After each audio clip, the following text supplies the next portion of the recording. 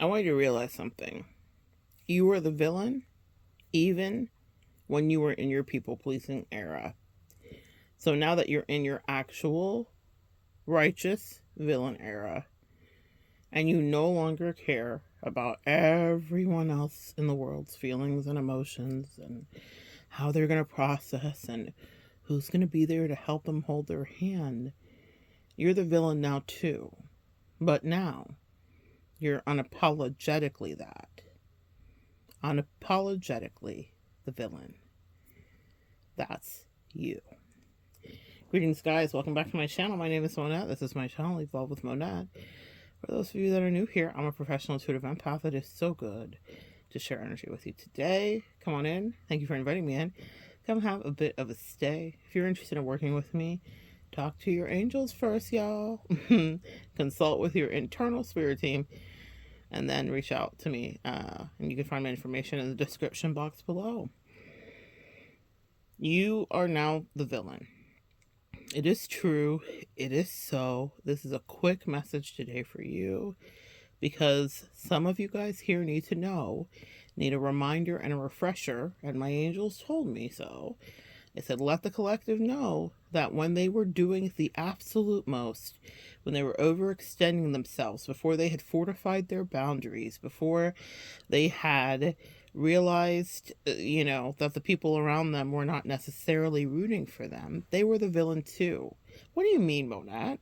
Let me explain it to you. It means that people that you were killing yourself for, staying up all night for, helping plan the whatever for, a lot of you guys just came from celebrations over the summer and weddings and whatever manner of parties that you were dependent on energetically. People were gossiping about you in that.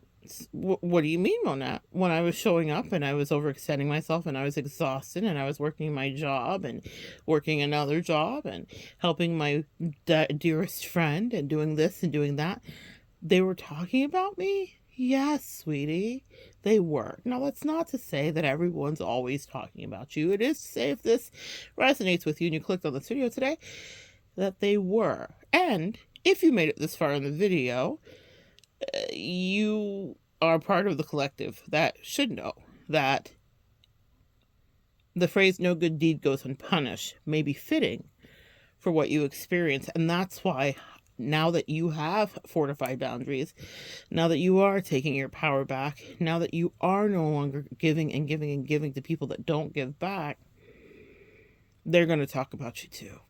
They're going to talk about you too because they miss what you used to do. They miss how naive you were. They miss how they could take from you. People always act surprised when you're like, F out of here, with all of their lies and their manipulation, and you delete them from your life.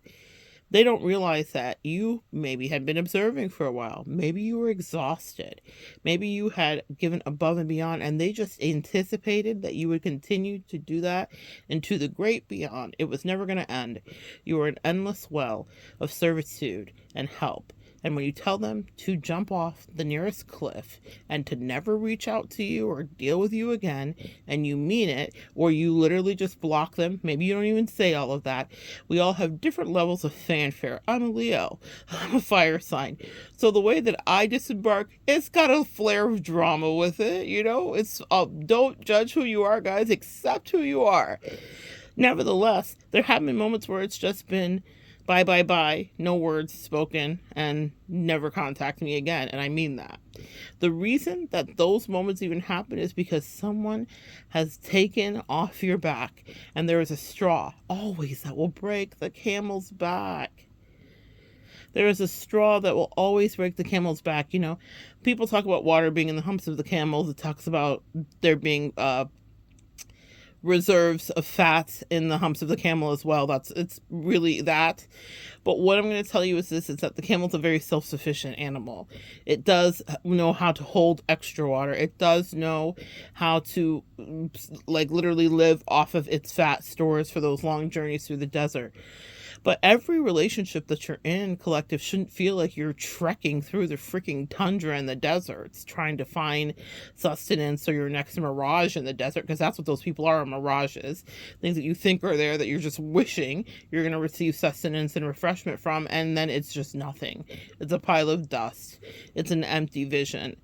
And they like you because you're a useful animal. You're a useful pack animal. You're a beast of burden for them, a lot of those people in those relationships. And you can carry the most amount of their shit. And they adore you for it, except they expect it from you because that's what you're supposed to do.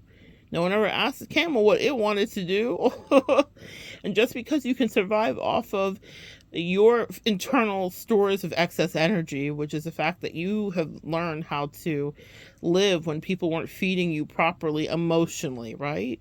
We often live off of crumbs if we've come from some of the past that we've come from, or our needs weren't taken care of, or we weren't protected, or we survived abuse. Whatever your story is, whatever is true for you, you have learned how to survive off of less, off of meager offerings. But that doesn't mean that you go into these relationships with grown people at their big age and that they can't give you what you deserve. Because what I promise you is, if you look around their life, right? Stand in the middle of your friendships, relationships, loverships, marriages, whatever you're examining, and take a look at how whomever is breadcrumbing you has treated other people. Maybe even other people that wouldn't even give them the time of day, or other people that don't treat them in the same lavish and loving way you do. And somehow they have enough resources to overextend themselves for those people that are basura to them. Too many times in my life, I have observed people that gave beautifully to people that did not think well of them, that did not treat them well, and that did not show any level of consistency. And here I am showing up like the little ant that could, building, community, building up their self-esteem, helping them understand their finances, helping them navigate the internal dynamics of their relationships. And they couldn't even give me 14 crumbs of good. You have been in that experience, guys, because someone thought I was somebody's camel. Camels also spit. They get spitting mad. And they have no problem spitting in the faces of the people that used to be on their back when they realize that they're fed up, or when they just want to attack. So, there is duality in us all. Take that for whatever it's worth. But do not be sad to withdraw your energy because of how they might hurt. They talked about you when you were the perfect camel carrying all of their things. They talked ish about you. They gossiped about you. They didn't care because you were just this inanimate being that was just present. And yeah, she's over there and it's okay. And now that you're in your villain arc era, or you left, or you've upended their comfort or their comfortability or whatever, and you disrupted the reality and you stopped being someone with whom in your face they could play, they will gossip about you in the same way. But the difference is you made the decision not to stay, and you don't care either way. When you were doing all of the things and killing yourself and putting yourself into autoimmune issues and creating issues physically in your body and creating distensions in your soul and cognitive dissonances. I keep loving this person, but they're not giving me back the same ish. That's a cognitive dissonance. That will make you go crazy. And then they expect that from you. So let them gossip, baby. It's what they like to do. It's what low vibrational people do. They talk about other people. That doesn't mean that you and I haven't gossiped too. And that doesn't mean that we haven't talked to friends and family when we're trying to figure out something. But we're not just complaining about what someone does. I have beautiful people in my life that feed into my life in certain ways, and I'm so grateful for them. I have nothing to say but platitudes of gratitude for the way that they show up for me. And that's to them or to anybody I might be talking about. Like, man, this person is lovely. You and I know how we conduct ourselves. We're not hating when someone is giving us the best that they have and they're doing their best to treat us well. And that's unfortunately just not what's been returned to us. So do not be nervous because you pulled away and now you're worried about what they have to say. Now, I don't even know if I have to really admonish you that, because if you've got to this point and you're listening to this video, you're advanced and you don't care about what someone thinks about you or what they're saying about you. You've cured a lot of that. It doesn't mean it wasn't in you. It's in us all. But it means that you've worked on healing that. And so you did withdraw. So you're here because you've already done what you needed to do. But it's okay if they think that you're the villain. Be the villain happily, boo. Guess what, sweetie? I'm the villain too. I had someone say that to me in a disembarkation earlier this year when I was like, we're just not compatible. There's nothing left here. And I've tried and I've observed and you've lied and you've manipulated and lied to my face and acted like I was crazy and wanted to continue to take up space in my life.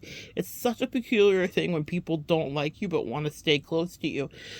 Do you know why? Because they want to be able to talk about you. They want to be able to gossip about you. You are the most fun thing for them to discuss with their friends and family. You were their Netflix. You were their entertainment for free. That's why that person wanted to stay proximal to me. I had to tell her, sweetie, you don't like me. Jeez, Louise, I don't know if you realize you don't like me. And just because you say you do, with your words, your eyes and your body language are lying to me and they're betraying you. So I'm going to trust what I see and feel and not what you say that you will do, because that's not real. But people will get angry at you. She was pissed. How dare you tell me I don't like you, sis, when I don't like you, sis? I know. The audacity of me to protect my energy. Why would someone want to stay close to you when they don't like you? It's exactly for that reason. To sidle up to you, to see what's going on. Be careful of people that you allow into your life that might want a destiny swap with you. And she was not a destiny swapper. I had another one, and another one, another one, in my DJ Callow voice. I had a destiny swapper, but this person was not a destiny swapper. She was someone that I think did love me at some point, who went rogue. Last part of your villain arc era, and something you must know as you move forward and meet new members of your tribe and new people that are really in alignment with you. You cannot be friends with people that are not confident like you. And that doesn't mean that you are the most confident every day and every single thing is perfect and your skin is always magical and your hair always falls in the right place. It doesn't happen that way for any of us. But what that means is that you must align with people that are not on demon time. And let me make that more clear. You must align with people that are on a similar timing as you, that are doing the same kind of energy and spiritual work that you are called to do. Because those are the people that are not going to gossip about you. They're going to edify you. They're going to support you. They're going to propel you and push you to the next level. You are as smart as the 5 people you spend the most time around. And if you're in a hermited kind of way and you're just home and your people are parasocial, then pay attention to what you're ingesting. You know, I had a friend recently who's a coach recommend something beautiful, which I think we all should pay attention to. And so I'll definitely give her credit for that. But she was saying, you know, how she purposely stacks her algorithm, and I thought that was brilliant. And I do it myself. It's just not a cognitive thought that I've had, but you, like, literally, if I don't want to see something, like, sometimes things will pop up on our algorithm, right? And I will literally swipe it so fast like it's a spider, because I do not want to let the algorithm know I like that, right? So pay attention to what you're ingesting, because if you don't have a single person around you, those 5 people that you're watching the most are informing your actual soul and your essence, and they are helping to up level or de-level you. You decide. But if you have actual people in your life, the same is true. Do the people around you edify you? Do they uplift you? Do they make you feel good? You know, I think of something that I heard Megan Thee Stallion say about a boyfriend she had that she enjoyed until it went its own separate way. We all have seasons in our life, but when they asked her what she liked about Party initially, she said, he makes my brain feel good. She could have said he's fine as fuck, because he is. She could have said he's a wordsmith, because he is. She could have said a lot of things about him. He's well-mannered. He's a Southern gentleman, because he is. But what she said that I thought was beautiful and so different was he makes my brain feel good. Because she's a smarty farty in her own way too. So she needed someone that could up-level her and she could communicate with. And someone that could challenge her. She's dated a lot of rappers that, I'm not saying they're not intelligent, but Party is a different level if you're familiar with his work of intelligent, I think. So in any case, as noted by the scathing letter he wrote her at the end of their relationship in the form of a rap, but I digress. The point is, you should be around people that make you feel that your brain feels good, that you're growing, that you're learning, that you're up-leveling, that things are shifting for you, when you're in the presence of people that care about you, and when you're not in competition with people that are gossiping about you. That's the litmus test, guys. So a little marker for you. Maybe they're going to tell you that you're a villain from the past because you wouldn't put up anymore with what they wanted to do, their agenda or their nonsense. You wouldn't allow them to take from you anymore. They're going to gossip about you either way. They were gossiping before. They're going to gossip about you now that you won't stay. And now you can be the villain. You know, when that person said that to me, I guess I'll be the villain in your story. I thought, that's interesting that's even at the tip of your tongue to say to me, because I thought we were having a friendship. I didn't know that we were having this, torn allegory, this tortured allegory. But we were. And that's a little tell, too, about what's going on in someone else's head about you. I was like, wow, how do we get here so fast? To villains? How do we get here to villains and heroes so quickly? Are you Metro booming? And if that's the case, then I still don't trust you. I still don't trust the people from the past, and so don't let them back in. No blast from the past during this Metro retrograde. Metro booming. Mercury retrograde. The reason I said that is Metro Booming has a album called Villains and Heroes, and the album that came after that was We Still Don't Trust You, that he did with Future, and it's what started this whole beef between Drake and Kendrick, because Kendrick dropped a beat on there where he said that it was no top 3, it was just Big Me, meaning he's the greatest of all time. This must be relevant to you guys to some degree. You may have been quietly going about your business, just trying to be who you needed to be. Oh my gosh, it's a Kendrick metaphor and story. That's the allegory. You've been going about your business just quietly being who you were being unassuming. That's very much Kendrick's archetype. And you may have had a few Drakes in your life that needed to suck up all the space and all the air and needed you to be subservient to them there. The reason that beef happened is Drake wanted to work with Kendrick, and he said, no, we have some things to work out before we work together. He would not be on the song that J. Cole and Drake did, where he said, big as a Super Bowl. Drake rapped and said, I'm big as a Super Bowl, which is the irony of Kendrick actually getting the Super Bowl. Watch how things unfold. Oh, this is so good. Watch how things unfold when you are being righteous and not self-righteous. Kendrick had so many amazing things happen for him this year. 2024 was his year. Arguably, I think he could be Times Man of the Year. He had so many amazing things happen for him. It's like the stars aligned for him. And that happens when you've been up against someone who's actually been the villain. And that's what was revealed, a la God's plan, as Kendrick rapped about, was that Drake allegedly might have been the villain this whole time. Now that's something to rap about. You guys had some Drakes in your life. And Drake is a Scorpio sun sign, which means that he traffics in a certain kind of charm and emotional manipulation. It's just natural to him. And that doesn't mean there's anything wrong with that if you're a Scorpio listening. But there is a call to evolution for Drake. So even your villains can evolve and grow. But you're not supposed to sit there with them while they try to trample you, because if they can, they will do so. the way that Kendrick has come out of this, it's been like God has literally had his hand on him. It's like he couldn't miss. And that's what I predict for you listening in the collective. If it's felt like you were just unassumingly just trying to be the best you could be, Kendrick was just a poet laureate winner. He's won a few Grammys.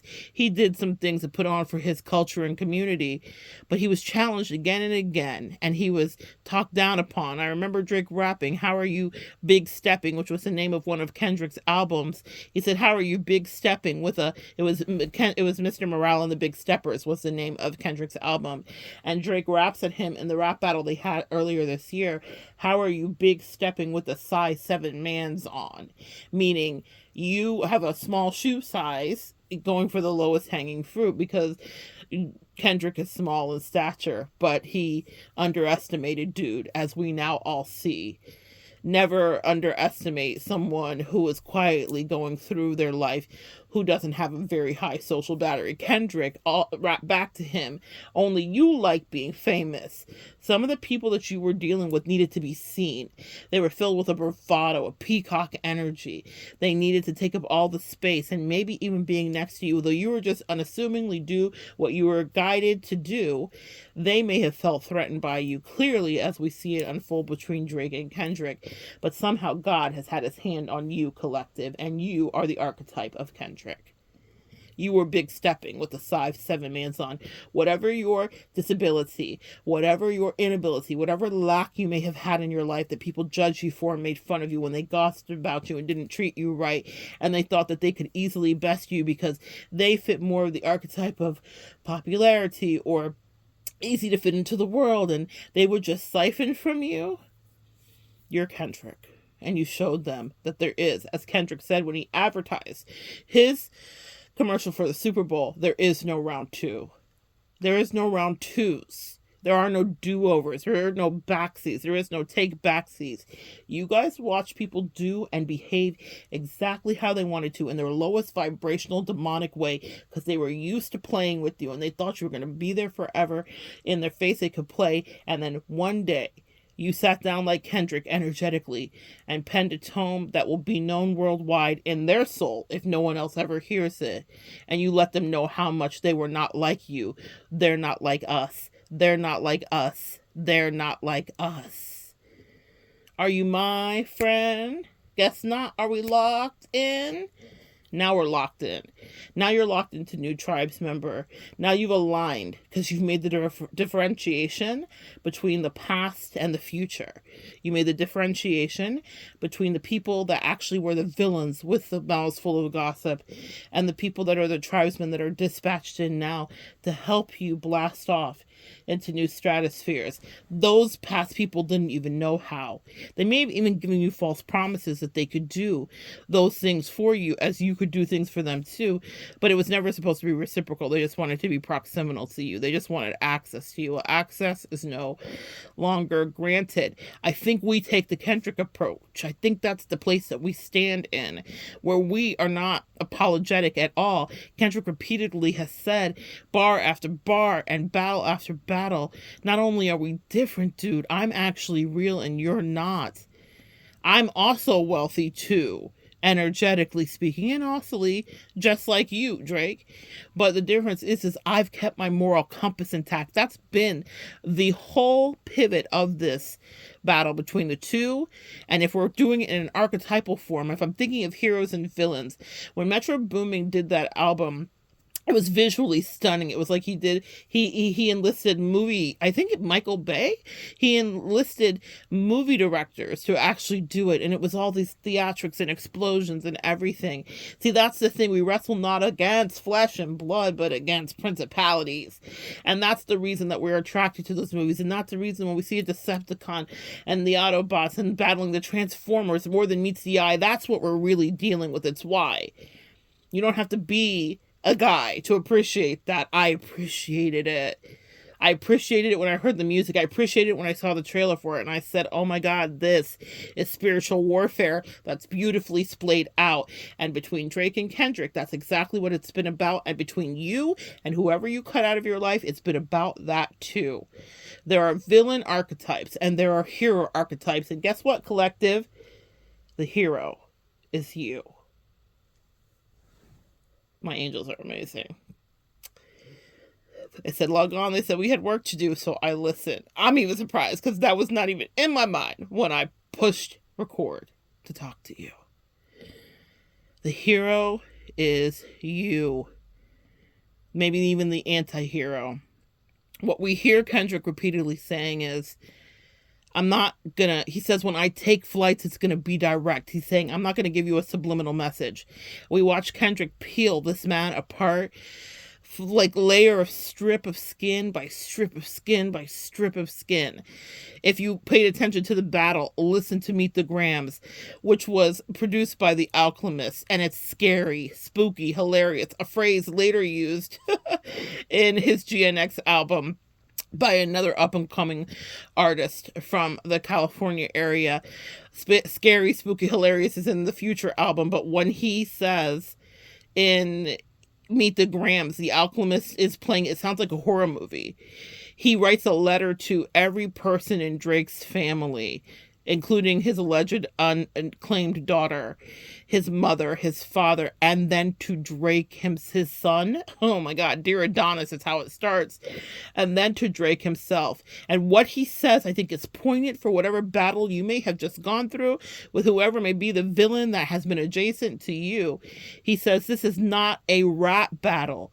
At the end of it, he says, this is a lifelong battle with yourself. And with that, he levies the final death knell blow. That wasn't the song that won the battle, not Like Us was.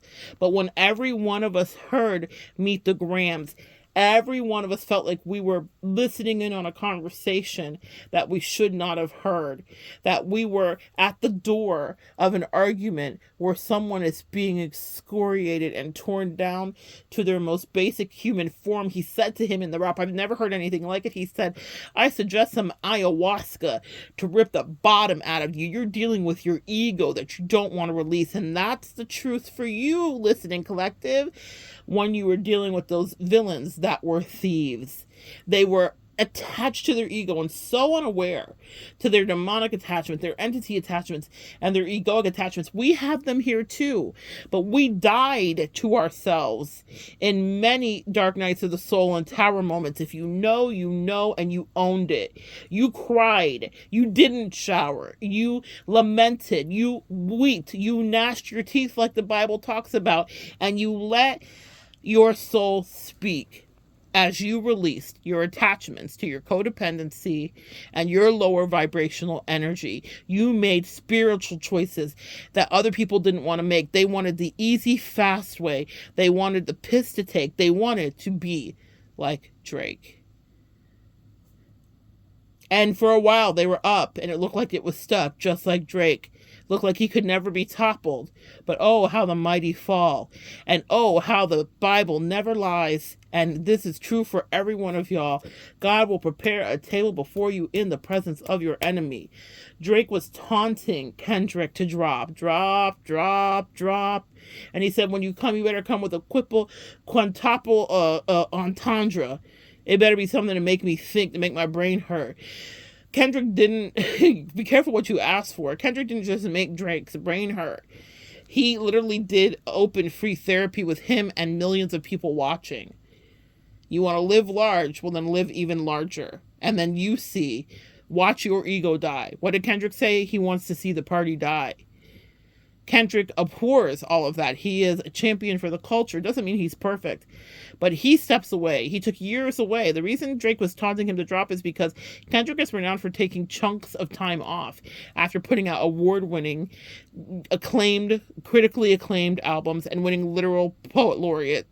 And he's like a Pulitzer Prize winner. Like guys, like really.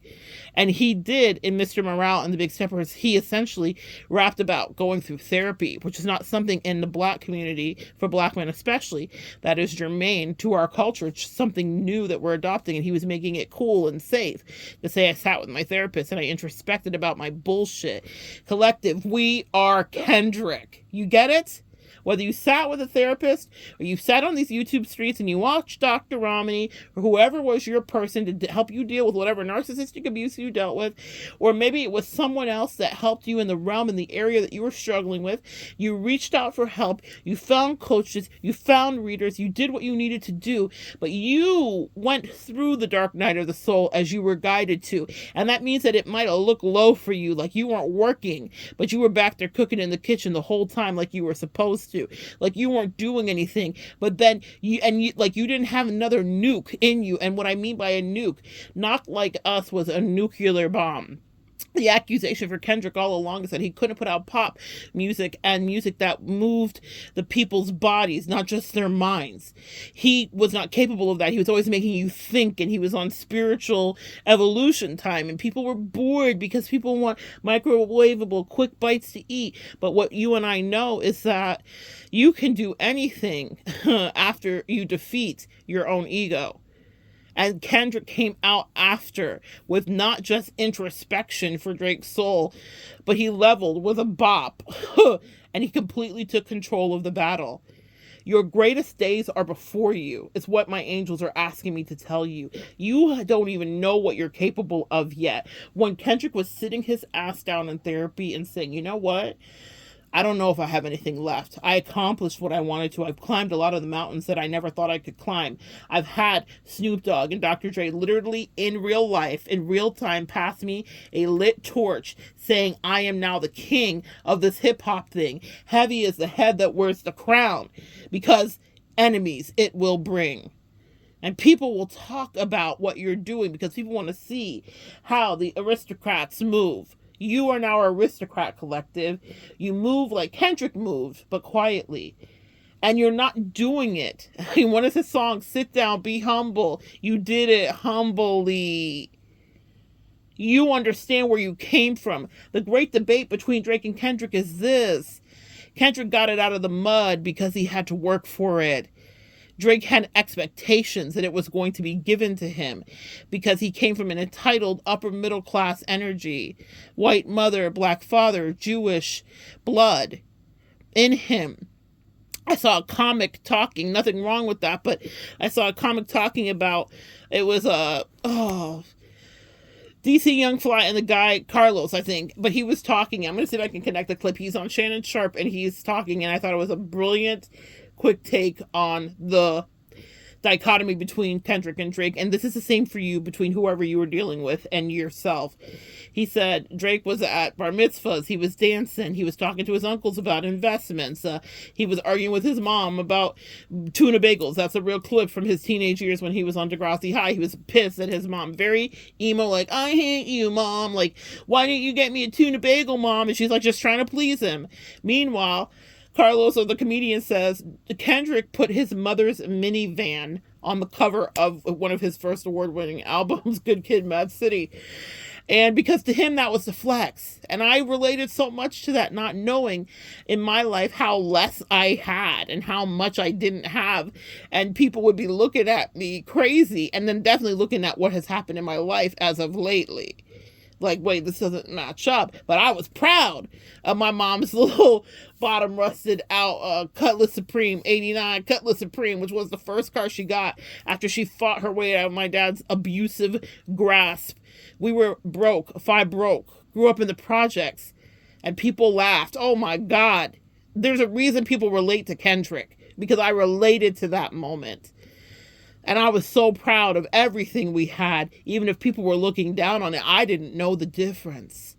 All I knew was, this is amazing for us. They're not like us. So people will look down on you. And Kendrick understood that.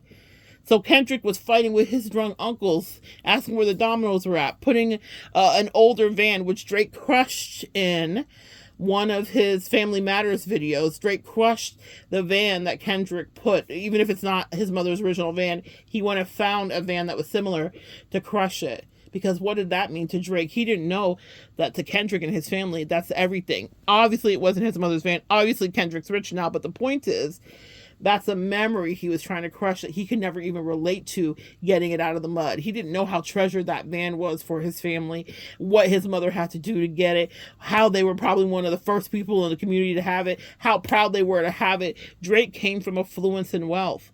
One of the things that came up, and this may be a juxtaposition about your villains that were mad at you for leaving them and not serving them anymore, is that when Drake was on Degrassi, he went to the producers of Degrassi and he sued. He didn't do it. He did it sneakily. He's a Scorpio.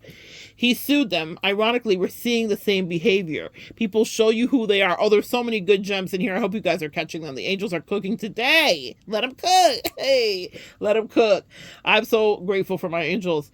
They said, Maya Angelou, I just heard, I know why the cage bird sings. Yes, Drake doesn't know why the cage bird sings. And the people that were up against you didn't know why the cage bird sang. Because they've never had adversity for real. That doesn't mean things didn't go well in their life always, or they didn't have a struggle or two. But what it means is that they didn't have to struggle like you. And so they underestimate you greatly and think that you're going to be easy to best. How you big stepping with the size 7 man's on. Talking about how you're less for whatever reasons they see you as less. And they don't know that you were their fucking test. Kendrick was Drake's test. He went to the Degrassi lawyers' back doorway, had his lawyer serve them papers saying, we can't have Drake play Jimmy. Remember, he was Jimmy in the wheelchair. He got shot, right? We can't have Drake playing Jimmy because it's bad for his image. And so when the producers called him in and said, hey, we just got served with these papers, Drake's like, oh, I don't know anything about that. Surprise, surprise. He had no idea about how that happened. Just like he's so, oh, God, I took legal action. First time in history in a rap battle there has ever been someone that's sued. And these people have come for each other's necks, okay? Literally, 2 great rappers passed away on the hands of a rap battle. Actually, now we understand that the villain back there, another Scorpio, was Puffy. So he was actually responsible for Tupac and Biggie. Literally, allegedly, and now not allegedly. It's all out there, guys. But the thing about it, well, allegedly, I won't say anyway, because, you know, whew, Diddy. No Diddy. But, allegedly. But Drake, another Scorpio, did the sneaky thing to the producer of Degrassi. I'm trying to be a rapper and this is going to be bad for my image. So when they called him in, they said, what happened? He was like, well, it's just that my friends were making fun of me. I didn't do the lawyer thing, though, even though he absolutely orchestrated that and called into order and paid his lawyers. They don't just, like, get up one day and decide to sue. You have to initiate that and incentivize them with money. And that's what Drake liked to do. Very much germane to the comedian's point. It's 2 different worlds that Kendrick and Drake came up in. And so he tries to sue them so that they can get him to stop being, like, he wanted to write something where he miraculously heals, essentially. So he's walking. Because Drake has always cared about what people think about him, which Kendrick excoriated him for in the rap battle. Do you get it? This is not a rap battle. It's a lifelong battle with yourself. He's always been the guy that's worried about the eyes on him instead of the good he could do. And the producer countered him and said, do you know how much good this is doing to have someone in a wheelchair that is a popular character on the show? Do you know how this is helping other people feel confident that are in this case? And you are not paralyzed in real life, actually. You get to walk away from this. But his ego, I suggest some ayahuasca to strip the bottom out of you. Drake's ego couldn't take the scrutiny of not being able to be Drake the Great. He's always struggled with that. And his result in that is always to sue. And if your people could sue you too and accuse you of not treating them fairly when you went above and beyond and you know it, they would do the same. They would do the same to you. And that's why you were Kendrick here in the archetype of it. And what that means is we heard Kendrick in this latest album. When there's going to be an album review. Thank you, angels. GNX. The first song he did was Whacked Out Murals. That's the place you guys are at right now. I will collect it below. Yesterday, somebody whacked out my mural. He wrote it the day after in September of this year. Of 2024, so whenever you hear this, 2024 was the year that he wrote it, and in September, someone painted over a beautiful mural that they put up for Kendrick after he had just put the city on his back and made the culture feel so alive. And West Coast culture is a monolith to a certain degree. They certainly, I mean, you could be in Nevada, Arizona, California, they throw up their W's. West Coast is the best coast, and they mean that. East Coast does not have that same camaraderie. We love the East Coast, but the West Coast is very different. Think Tupac, you understand what I'm saying there. And so they had a beautiful mural put up for him, and someone whacked out his mural. And to whack it out is to paint over it, to vandalize the mural, essentially. So the first line of whacked out murals, he says, "Yesterday somebody whacked out my mural." And he says, it used to just be F old boy, meaning Drake, specifically is who he is alluding to. And he said, but now it's fuck everybody. Because what happened, and then in the rest of Whacked Out Murals, he proceeds to talk about Lil Wayne, who's been crying about not getting a Super Bowl, even though he was not up for it, really, because he wanted it because it's going to be in Louisiana. He went after Snoop, who reposted Tailor Made, which was one of the diss songs that Drake came back with, and he said it must have been the edibles. Snoop later texted back and said it was the edibles. My bad, dog. It was the edibles. He talked about everybody else. He talked about comedians that were talking about black women, and he said any black person adjacent to the comedian, which the white comedian missed the point, should not allow this to happen because we need to protect our black women. Kendrick is for the people and for the culture, man. He just doesn't miss because his heart's in the right place. In Meet the Grams, or in one of the songs, I think it was Euphoria, he says, I pray with my son. You don't know nothing about that. You don't know nothing about that. And he has an affectation. Kendrick uses his voice as an instrument. He's not just a rapper. He is truly an artist. Hence why he got the Super Bowl, if anybody's wondering, because the show he's going to put on is going to be phenomenal. But he says in Euphoria, you don't know nothing about that. Praying with my son, you don't know nothing about that. Teaching him morals and teaching him about God, you don't know nothing about that. So many of us have turned to our spirituality in order to gain our sanity, to gather by its frayed edges our sanity. And you have people that were adversarial to you that don't know how to do what you do regarding being in touch with the God that helps you, however you see God, whether it's Allah, whether it's Buddha for you, whatever, however you see the Godhead, however you see the spiritual source that guides you. And he was saying Drake is devoid of a spiritual center. He's a man who has all of these addictions. He's overrun with demons. He talked about his gambling and this and that. But in Whacked Out Murals, when he's going at everybody's neck, he's fed up. And that's where we're at, collective. Hence, you've entered your righteous villain arc.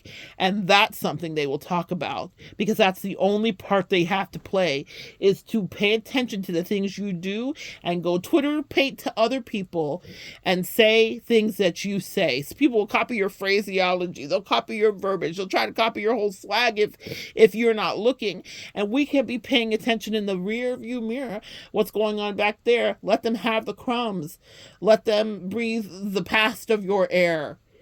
When Kendrick is in Whacked Out Murals, he is fed up with everybody out there, because what happened was so many people showed their true face. When you ascend, jealousy will be on your plate. No one is your friend. And the greater your ascension and the higher you rise, the more and more envious eyes are upon you.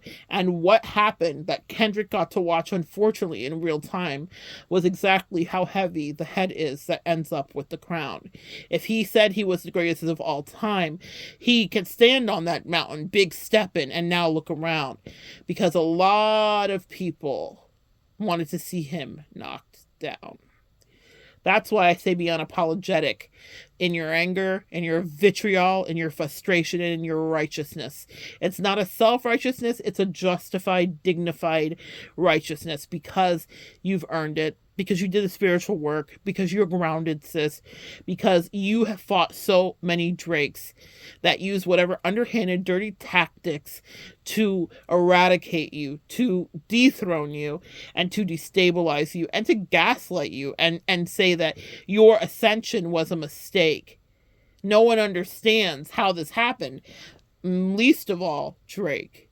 It's astounded him that how he's been able to get away with murder, allegedly, and now not so alleged, XXX, if anyone knows, you know, allegedly. He literally raps about putting out a hit on somebody, allegedly. And now that's been called up because this has been the year in 2024 of Aquarian karmic retribution and receipts.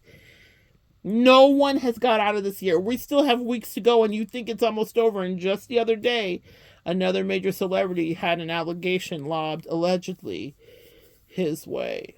Aquarian energy is playing with nobody, but to the victor go the spoils, and you are the victor.